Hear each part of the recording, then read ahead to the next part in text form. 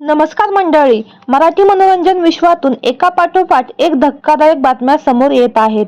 मराठी चित्रपट, मालिका, नाटकातून विविधांगी भूमिका साकारून प्रेक्षकांच्या मनावर अधिराज्य करणारा अभिनेता आज काळाच्या पडद्याआड झाला आहे. चला तर जाणून घेऊ कोण आहे तो अभिनेता आणि काय आहे संपूर्ण माहिती. अभिनेता तुषार घाडीगावकर याने मानसिक तणावाखाली येऊन आत्महत्या केली आहे. त्यामुळे कुटुंबासह मित्रपरिवार आणि चाहत्यांना देखील खूप मोठा धक्का बसला आहे. पत्नी घरी नसताना त्याने हे काम केल्याने त्याने हे टोकाचं पाऊल उचललं आहे. त्यामुळे चाहत्यांना देखील खूपच मोठा धक्का बसला आहे.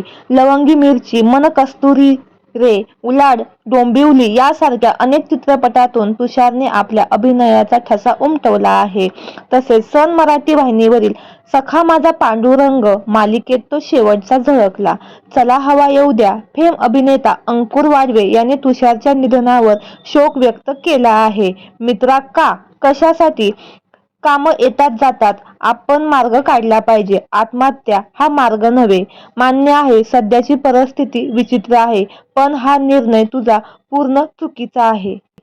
तर मंडळी, आपल्या चॅनेलच्या परिवारातर्फे तुषार घाडीगावकर याला भावपूर्ण श्रद्धांजली. धन्यवाद.